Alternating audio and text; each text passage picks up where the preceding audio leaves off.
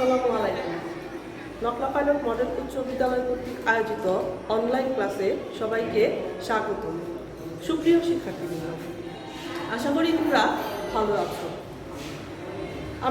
আমিও ভালো আছি ইনশাল্লাহ।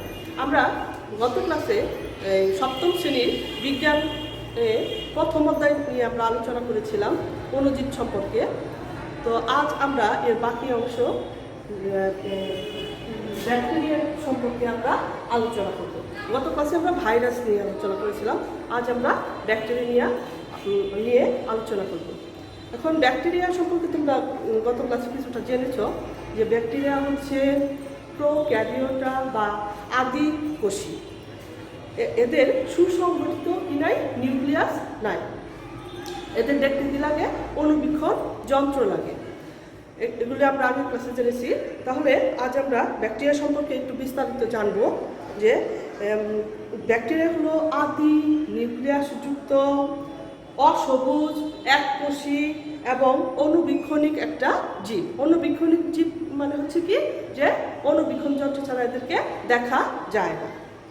আর এই ব্যাকটেরিয়া সর্বপ্রথম যিনি দেখতে পান যে বিজ্ঞানী, তার নাম হচ্ছে লিউয়েন হুক ও অ্যান্টনি ফন।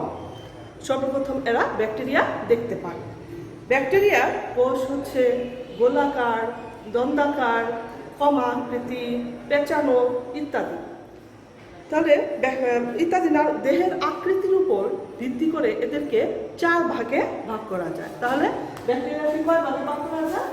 ব্যাকটেরিয়াকে 4 ভাগে ভাগ করা যায়। এখন আমরা এদের এই বিস্তারিত জানবো 4 ভাগ সম্পর্কে। তো প্রথমেই সেটা হচ্ছে কক্কাস। কক্কাস হচ্ছে কোনো ব্যাকটেরিয়া কোষের আকৃতি গোলাকার। কিরকম গোলাকার? এরকম গোলাকার।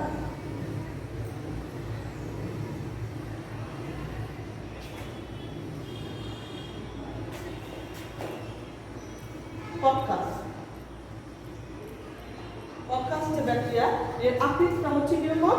গোলাকার। এরা এককভাবে অথবা দলবদ্ধভাবে কি করতে পারে? বসবাস করতে পারে। আর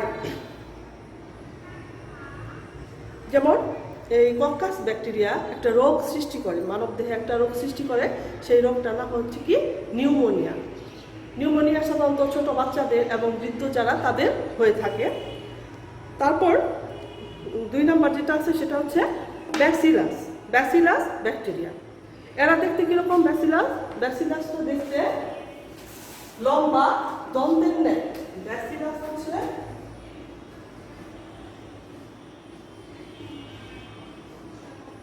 লম্বা, এরকম লম্বা দন্তের মতো। ব্যাসিলাস ব্যাকটেরিয়া দেখতে অনেকটা লম্বা দন্ত। এরাও একটা রোগ সৃষ্টি করে, সেটা হচ্ছে ধনুষ্টঙ্কার, রক্ত আমাশয় ইত্যাদি রোগ এরা সৃষ্টি করে। আর এরপর আছে কমা। কমাটা কিরকম দেখতে?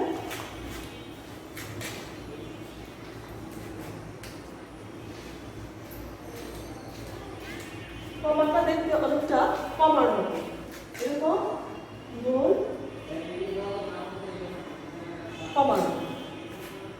এই কমা আকৃতি ব্যাকটেরিয়াও রোগ সৃষ্টি করে, সেটা হচ্ছে কলেরা রোগ। কলেরা রোগের কথা তোমরা নিশ্চয়ই শুনেছ, যে পাতলা পায়খানার মতো যেটা হয় সেটা হচ্ছে কলেরা। আরেকটা হচ্ছে স্পাইরিলাম। এটার আকৃতি অনেকটা পেঁচানো, স্প্রিংয়ের মতো। স্পাইরিলামটা কিরকম? স্প্রিংয়ের মতো, পেঁচানো। স্প্রিং তোমরা সবাই দেখেছো যে একটু টান দিলে কি হয়? লম্বা হয়। স্পাইরিলাম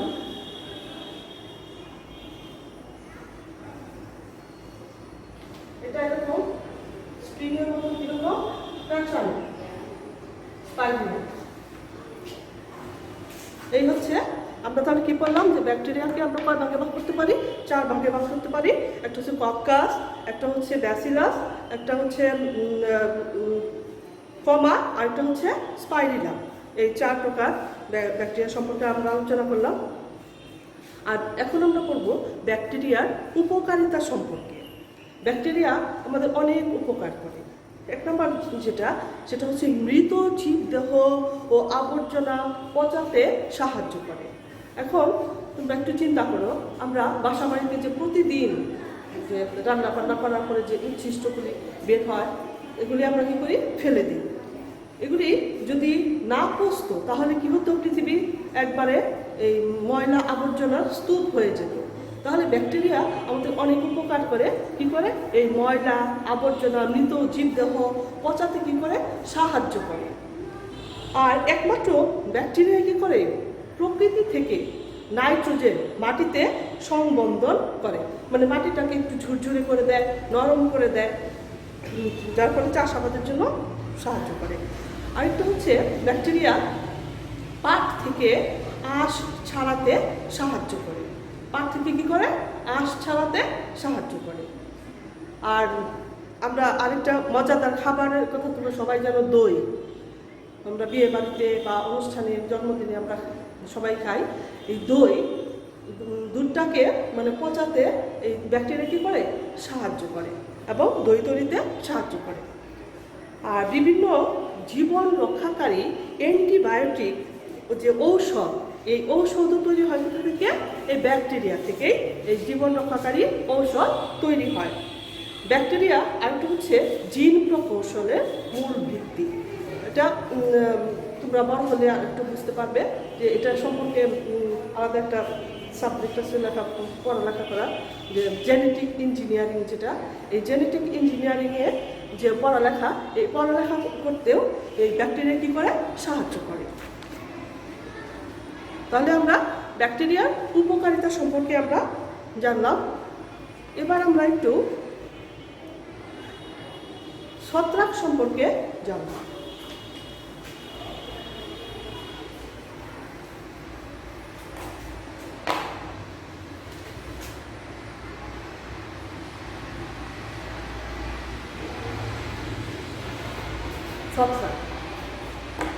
ছত্রাক সমাঙ্গদেহী ক্লোরোফিলবিহীন অসবুজ একটি উদ্ভিদ।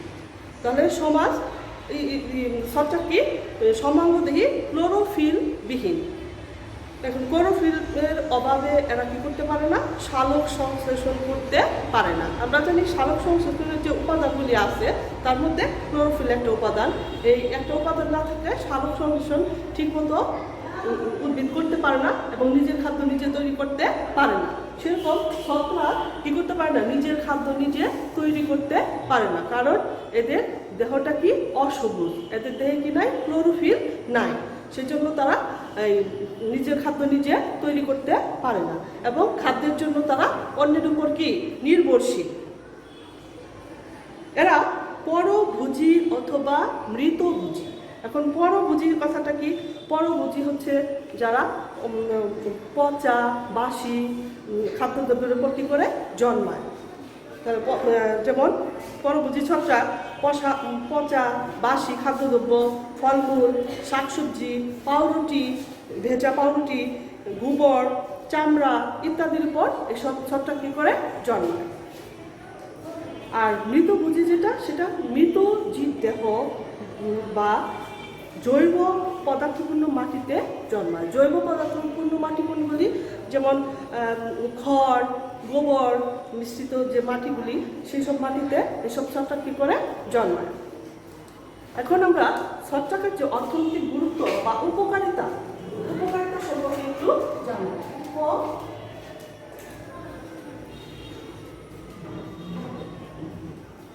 উপকারিতা বা অর্থনৈতিক গুরুত্ব, এটার আবার অর্থনৈতিকভাবে অনেক লাভবান পাওয়া যায় ছত্রাক করে। পেনিসিলিন সহ বহু মূল্যবান ঔষধ এই ছত্রাক থেকে পাওয়া যায়। পেনিসিলিন থেকে একটা ঔষধ তৈরি হয়, সেটা পেনিসিলিয়াম। এই পেনিসিলিয়াম বহু মূল্যবান একটি ঔষধ। এই ঔষধটা তাহলে কোথা থেকে তৈরি হচ্ছে?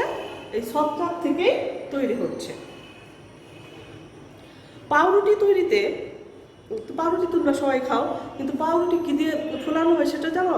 পাউরুটি ফুলাতেও এক ধরনের ছত্রাক ব্যবহার করা হয়, সেটা হচ্ছে কি? ইস্ট। ইস্ট নামক এক ধরনের ছত্রাক দিয়ে এই পাউরুটিটাকে কী করা হয়, ফলানো হয়। ইস্ট আবার ভিটামিন সমৃদ্ধ, ইস্টের মধ্যে অনেক ভিটামিন আছে, সেজন্য এটাকে আবার কী করা হয়, ট্যাবলেট হিসেবেও বাজারে বিক্রি করা হয়, ব্যবহার করা হয়। আবার এগারিকাস নামক একটা হচ্ছে ইস্ট, এগারিকাস।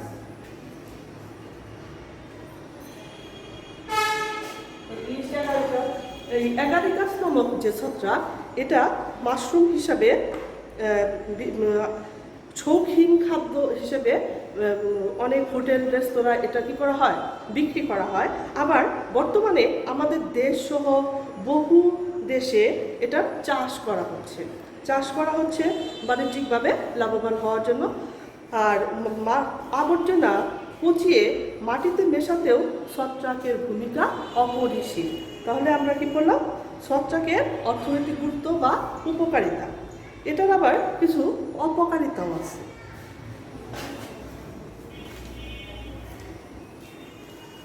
এখন অপকারিতাগুলো কি কি আমরা একটু জানব।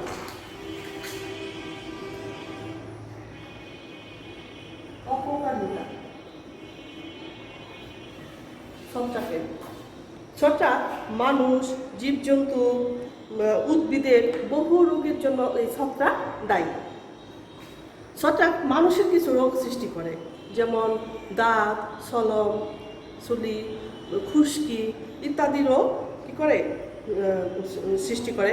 এবং মানুষের যে শ্বাসনালী, এই শ্বাসনালীর মধ্যেও কী করে, প্রদাহের সৃষ্টি করে। আবার ছত্রাক উদ্ভিদের কিছু কিছু রোগ সৃষ্টি করে, যেমন আলুর বিলম্বিত ধসা রোগ সৃষ্টি করে, পাটের কালো পট্টি রোগ সৃষ্টি করে, আবার আখের লাল পচা রোগ সৃষ্টি করে। আবার আমরা যে দামি দামি ফার্নিচার বা আসবাবপত্র বানাই, সেগুলোকেও পচিয়ে কী করে, এরা আমাদেরকে অনেক ক্ষতিগ্রস্ত করে। এখন এই ছত্রাকের যে আক্রমণ বা সংক্রমণ, এটাকে আমরা কিভাবে প্রতিরোধ করব, সেগুলি প্রতিরোধ করাটা আমাদের জানা দরকার। প্রতিরোধ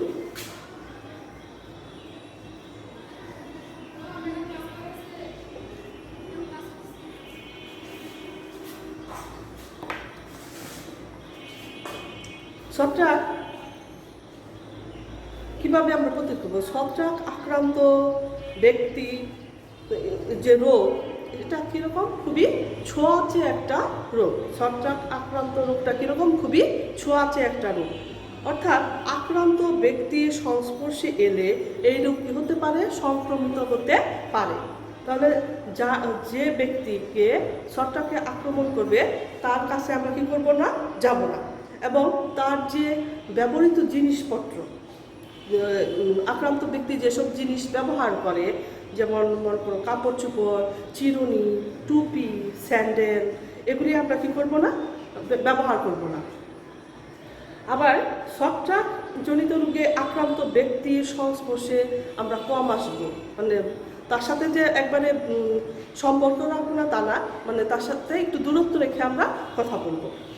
ছত্রাক আক্রান্ত উদ্ভিদে ঔষধ, যে উদ্ভিদে মানে ছত্রাক আক্রমণ করেছেন, সেই উদ্ভিদে কী করতে হবে, ঔষধ দিতে হবে। আর যদি সম্ভব না হয়, তাহলে সেই উদ্ভিদটাকে কী করতে হবে, তুলে ফেলতে হবে এবং পুড়িয়ে মাটির নিচে চাপা দিতে হবে। তাহলে এই ছিল ছত্রাক সম্পর্কে আলোচনা। আমরা পরবর্তী ক্লাসে শৈবাল, অ্যামিবা এগুলি নিয়ে আলোচনা করব। তাহলে তোমরা আজ একটা বাড়ির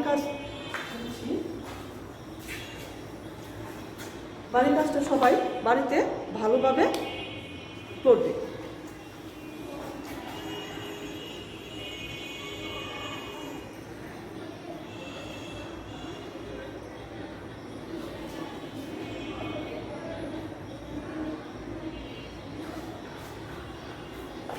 বাড়ির কাজটি হচ্ছে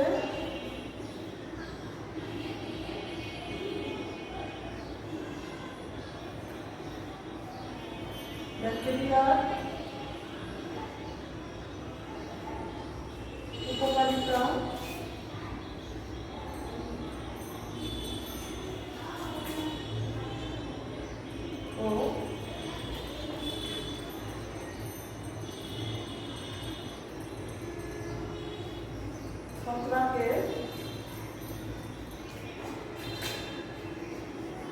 অর্থনৈতিক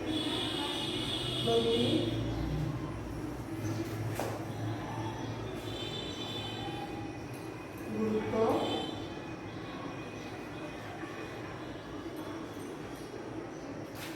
শর্তাকে অর্থনৈতিক গুরুত্ব ব্যাখ্যা করো।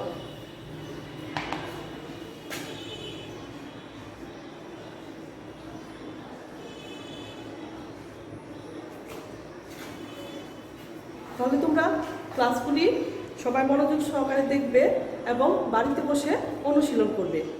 তাহলে তোমরা সবাই ভালো থাকবে এবং ঠিকমতো লেখাপড়া করবে। তাহলে আজ এই পর্যন্তই, সবাই ভালো থেকো, খোদা হাফেজ।